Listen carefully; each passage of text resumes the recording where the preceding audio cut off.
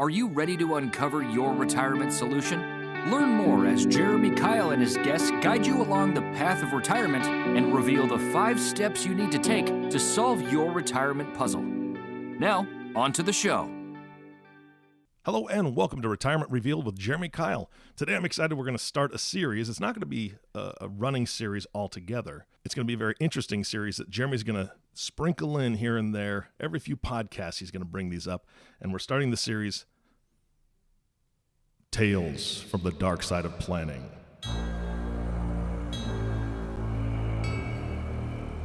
Well, that's very ominous. Very ominous. Jeremy. That might be our first sound effect on the podcast. I think it is. I love it. Yeah. We're trying to have some fun. Yeah, it's just fun. So Tales from the Dark Side of Planning, and this is very intriguing to me.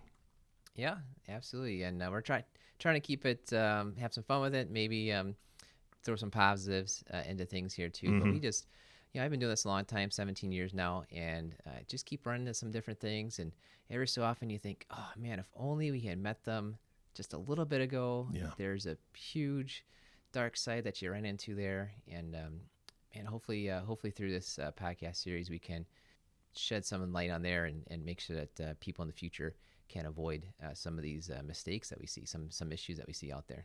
Yeah, absolutely. I think that's what I love about it is that you're a teacher at heart, and so I know that you are taking all of these lessons and, like, for instance, this series, you've cataloged the lessons that people have had to learn the hard way, and you have the answers of what could have been different, and that's the teacher at heart. You want to express that to every listening member right now. So that's exactly it. What do we start with today? What's the first mistake?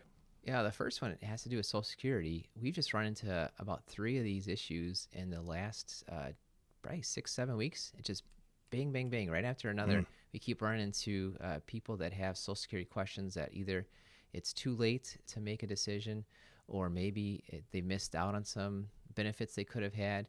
Thankfully, we did have one of these 3 that I'm thinking of that we caught them ahead of time, and we were able to help them avoid some of these mistakes. But it's so interesting. A lot of people take a look at Social Security, and they just think it's black and white. There's only one thing you can do, and that's just not the case. There's so many different types of benefits you can get out there. You might be able to get benefits from your deceased spouse. You might be able to get the benefits from one of your ex-spouses. You might be able to get benefits from one of your deceased ex-spouses. There's lots of benefits possibilities that are out there. We like to tell people we're not therapists, but we are going to ask about your past relationships. Yeah, and it's interesting. This is the Tales from the Dark Side of Planning, and immediately you're talking about dead people. So I love that. I suppose, yeah, okay. It's getting darker and darker in here. Yeah. Well, a lot of people think Social Security is just for retirement and the retirees, but yeah, there's benefits you can get from people you're no longer married to, people that are no longer living. There's benefits you can get. We're thinking of one right now where we were going through and suggesting, here's where you can get benefit. And they said, well, no, my wife's on disability. You're talking about retirement. Well, it's all the same program. It's SSDI, Social Security and Disability Income. It's kind of all together. And so a lot of times people, I don't know what the right word is for it, but they just look at it and think this is the one way it's going to happen. Well, there's a whole lot of stuff that comes into play with Social Security. You need to explore a lot of those. You need to work with somebody that's an expert with Social Security. We think we're experts at Social Security. We've done it so many times. We've helped over 100 people file for Social Security, file for Medicare, that kind of stuff. But we know that we're not even the best experts out there. So one thing real quick, actually I'm doing here is starting a certification. We talked about an episode or 2 ago with a lady named Marcia Mantell that we had on, this National Social Security certification. So I want to get even better at this kind of stuff. So it's great to make sure that you're working with someone that has Social Security knowledge, that's looking at all this kind of stuff. And we want to make sure we might be missing out on some things. We need to go and make sure that we're just continuously learning about different Social Security options that are out there. Yeah, and you have a seminar about this, correct? Yep. Yeah, we do seminars about Social Security retirement planning all the time. Of course, here we are, mid-2020, and it's COVID time, so not quite doing the seminars in person, but we've been doing some different webinars. We'll make sure if we get one scheduled out there that we'll mention it on the podcast. Yeah, absolutely. I think that we can put a link to that in show notes, or at least we'll be linking the website. Make sure that you're checking the website regularly, because as Jeremy schedules a webinar, then you'll be alerted first to that by being on his website and checking that out. Yep, you got it. So let's talk about the specific situation. We met somebody, they're past 70, and they're looking to retire. So good for them. They were working for some time, and they're looking to retire. Turns out they're a widower. There's someone, their wife had passed away a few years back, and I had mentioned to them, hey, did you file for your survivor benefit? You could have filed for your survivor benefit when you hit your full retirement age. For them, it was 66. And you could have kept on working. That's a rule. You can still work in your full retirement age or later and collect Social Security benefits. You're not losing out on a thing. And they said, well, I didn't. I wasn't aware I could even do that. And it turns out they've got an advisor. And we went through and said, well, did they mention anything about this to you? Well, they didn't. And then he said to me, well, how much did I miss out on?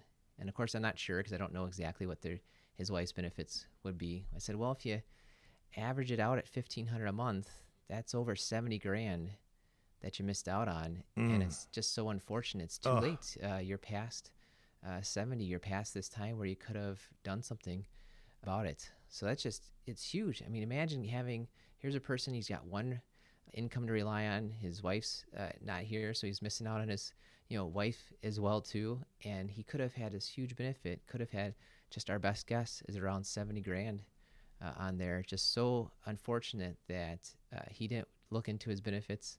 His advisor didn't look into his benefits. There's ways that they could have come out ahead. And for him, he said, well, why didn't my advisor tell me that? I said, I don't know. I can't quite tell you, but I just did look it up here while we were talking together. His advisor was not a CFP, Certified Financial Planning Professional, so they're not at least certified in at least 72 different areas of financial planning. I was looking at his statements. Turned out the advisor was somebody that sold him commission products. So the advisor is paid to make a sale. He wasn't getting paid to give any advice. So it's so unfortunate, but it just looks like the advisor you had didn't quite have that knowledge. That's the way it appears. And they have zero incentive. They got paid to sell you something. They don't make $1 off of you making Social Security. So why would they bother even learning that or even alerting to it? It's just so unfortunate. A couple poor lessons that were learned.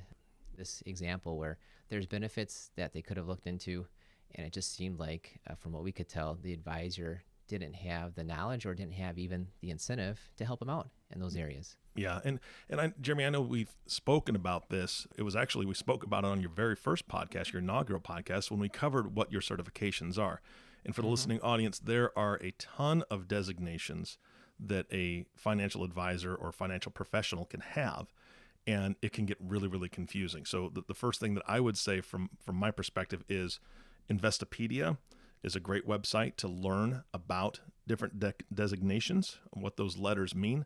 But CFP specifically, if you look up the CFP, that is one of the most difficult designations a financial professional can get, because it's incredibly robust. And like you said, 72 different areas that you are trained in and certified in. Yeah, exactly. That's quite a bit. Yeah, it is. And so I would just encourage everyone, if you are working with an advisor, look at what designations they have. Look those up on Investopedia. That's just one website I know. I'm not a salesman for Investopedia. I just know that that's a very thorough website that you can gain some really good knowledge. Find out what your advisor's credentials are. Look them up and see if that fits what you need. If they're not a CFP, I would really question if that's something that you need to be looking for. Mm-hmm. Yeah, especially these big decisions. Yeah. You hit retirement one time. Yes. You have this opportunity. This guy missed out on potentially 70 grand, maybe even more, of Social Security benefits. It's a huge deal. That's incredibly painful. Yeah. Well, we want to give some positives too. We got a couple positives. All right. Kind of on the flip side, what happens with these Social Security benefits? One of them, we had someone just recently came in. They were reaching out to us because they needed some help with retirement planning. They were just let go from their job and just trying to figure out, can I afford to retire? This is happening before I wanted it to. What am I going to do? I'm missing out on income coming up here. We start talking through, and like we said, we're going to ask about some past relationships. It turned out he was single, but he was divorced he was married to his ex-wife for over 10 years or more, and unfortunately she had passed away.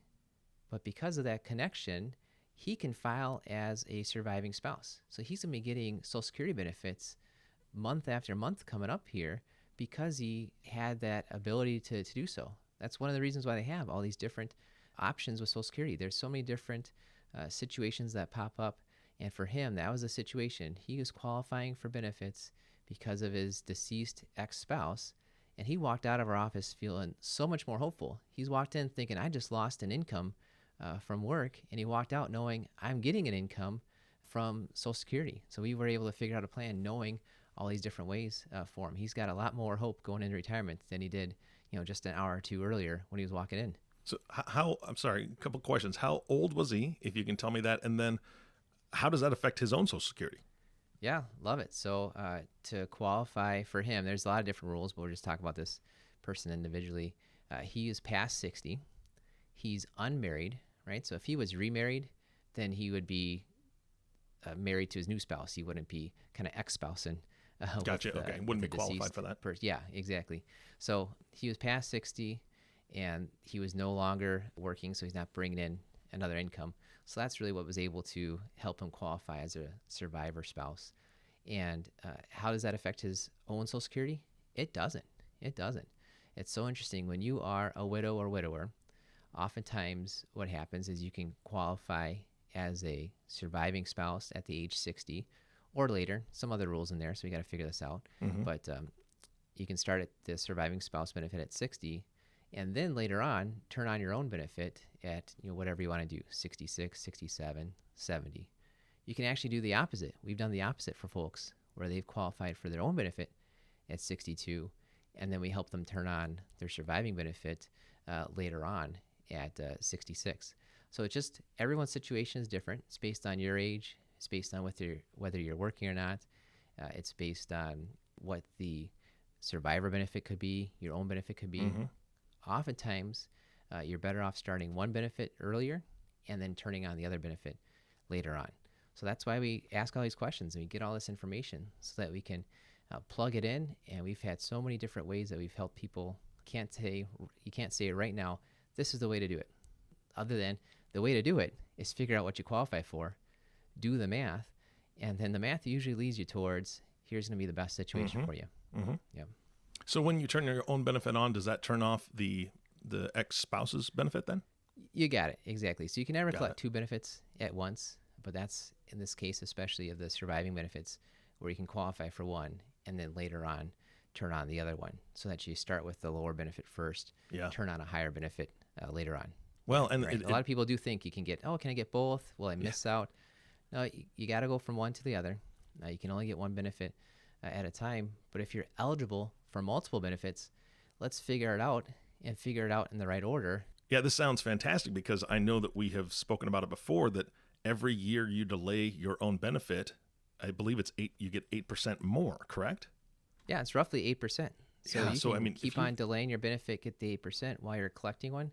Yeah, if they're going to pay you to wait, and that's still happening for some people where you can get paid to wait on your benefit, you got to look into that, and man, it's usually going to work out. Nice, absolutely. Yeah.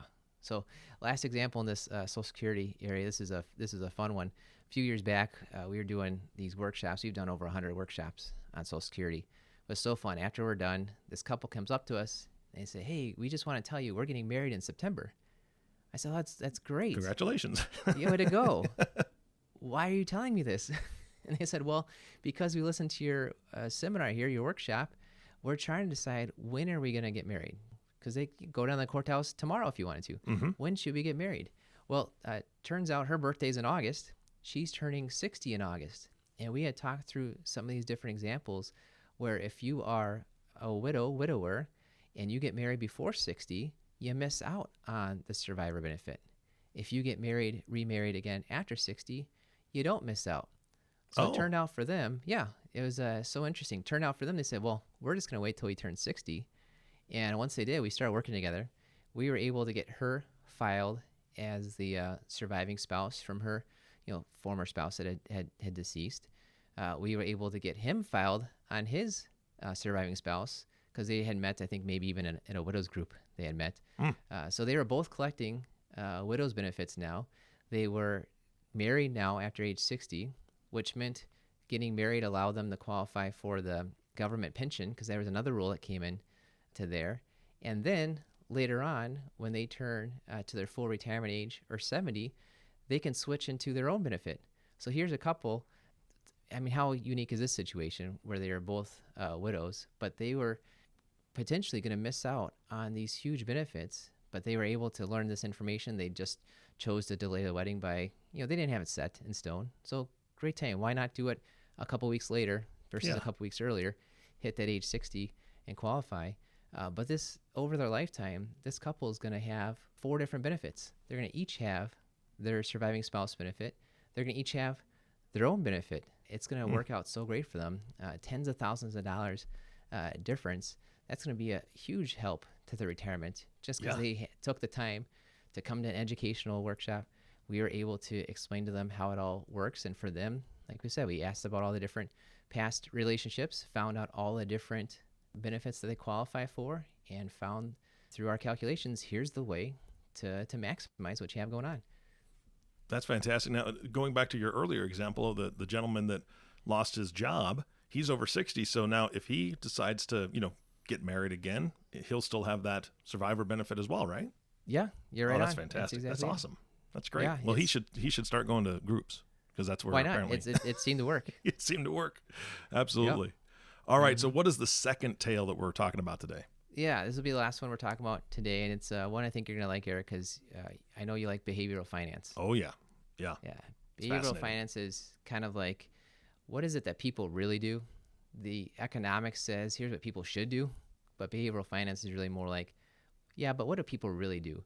And when we learn these different biases, these different ways that people usually react, if you're well aware of them, hopefully you might be able to recognize them in your own decision making, and hopefully try to avoid some of these. One of the big ones is just something called familiarity bias.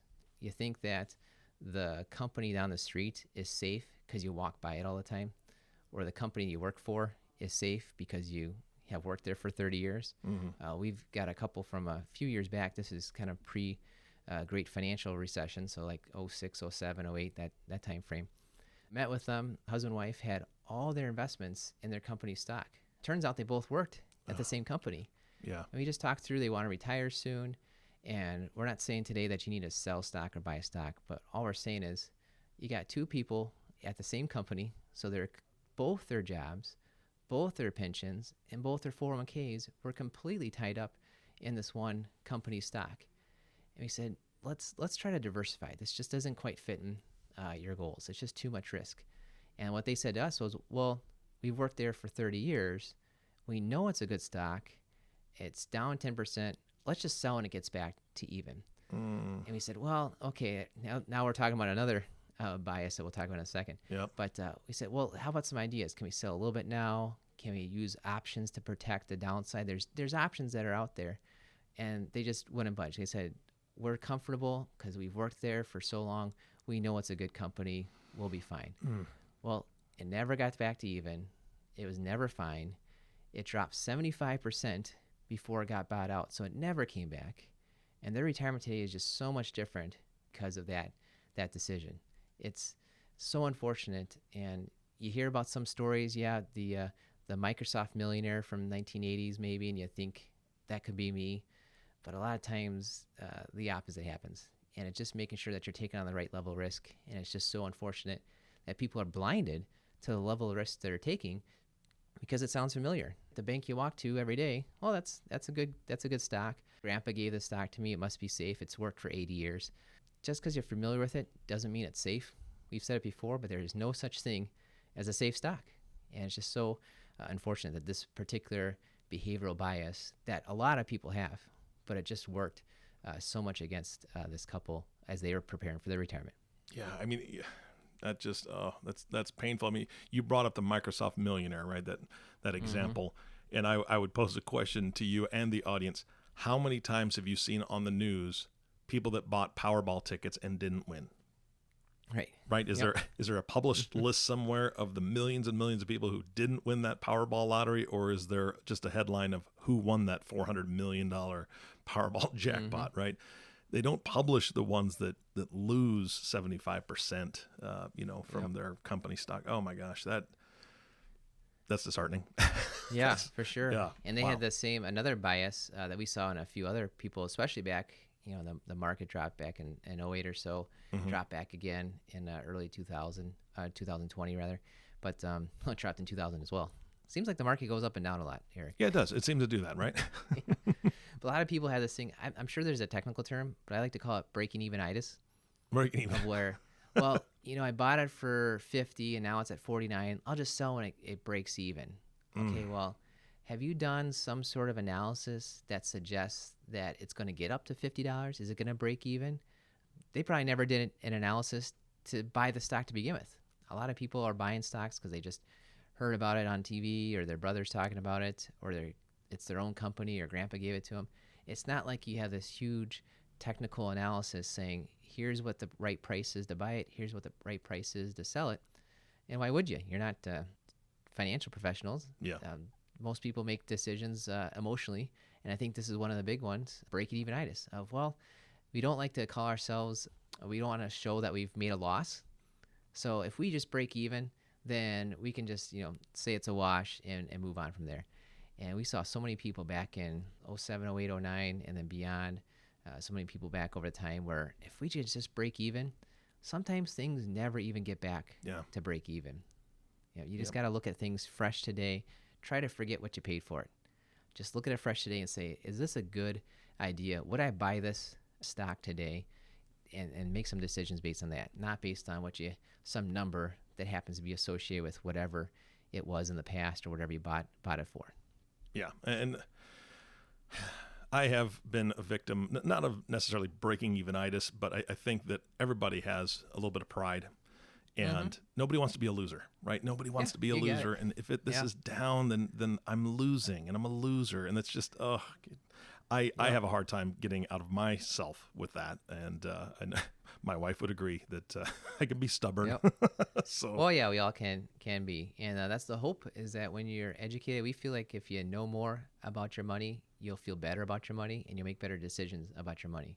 Yeah. And part of that isn't necessarily learning about stocks and bonds and cash and all this kind of stuff. It's just understanding, here's how people normally operate, here's maybe how I have operated, and these are some ways that perhaps are harmful to your financial decisions. So just being aware of those, learning about these different biases, this behavioral finance is a great way to help you make even better decisions going forward.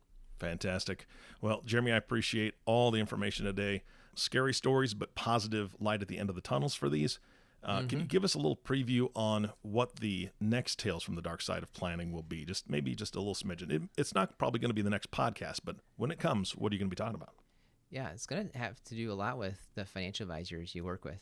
Either, number one, work with a financial advisor, or find a good financial advisor, or find out how to get paid. A lot of times, the way an advisor gets paid kind of influences the way that they give ideas to you. Yeah, absolutely. All right, Jeremy, thank you so much for your time today. This has been great. Jeremy, these stories aren't to scare people. These are just facts. These are realities. These are things that you've experienced and you've had soon-to-be clients or prospects experience, and so that's why you're jotting these down and sharing them with the audience. If people are thinking, you know what, I don't know enough about how to claim Social Security, what I may be missing out on, or maybe they're thinking about behavioral finance. I can be stubborn sometimes, and maybe I need to take a look at what I'm doing and get another voice to kind of guide me on my decision making. How do they get a hold of you? Yeah, well, it helps to have somebody impartial that's not bought up into all these different things that are affecting your finances. Someone that can be objective about it. And if you're looking for someone like that, that's certainly us.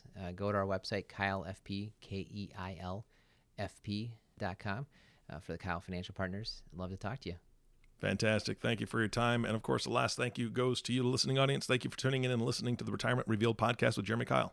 If you have not subscribed to the podcast yet, please click the subscribe now button below. This way, when Jeremy comes out with a new podcast, it'll show up directly on your listening device. This makes it much easier to share these podcasts with your friends and family. Again, thank you so much for listening today. For everyone at Keil Financial Partners, this is Eric Johnson reminding you to live your best day every day. And we'll see you next time. Thank you for listening to the Retirement Revealed podcast. Click on the subscribe button below to be notified when new episodes become available. Visit retirement-revealed.com to learn more. The information covered and posted represents the views and opinions of the guest and does not necessarily represent the views or opinions of Keil Financial Partners. Keil Financial Partners does not provide legal, accounting, or tax advice. Consult your attorney or tax professional. Representatives have general knowledge of the Social Security tenets. For complete details on your situation, contact the Social Security Administration. Keil Financial Partners is a part of the Thrivent Advisor Network, a registered investment advisor. The content has been made available for informational and educational purposes only. The content is not intended to be a substitute for professional investing advice. Always seek the advice of your financial advisor or other qualified financial service provider with any questions you may have regarding your investment planning.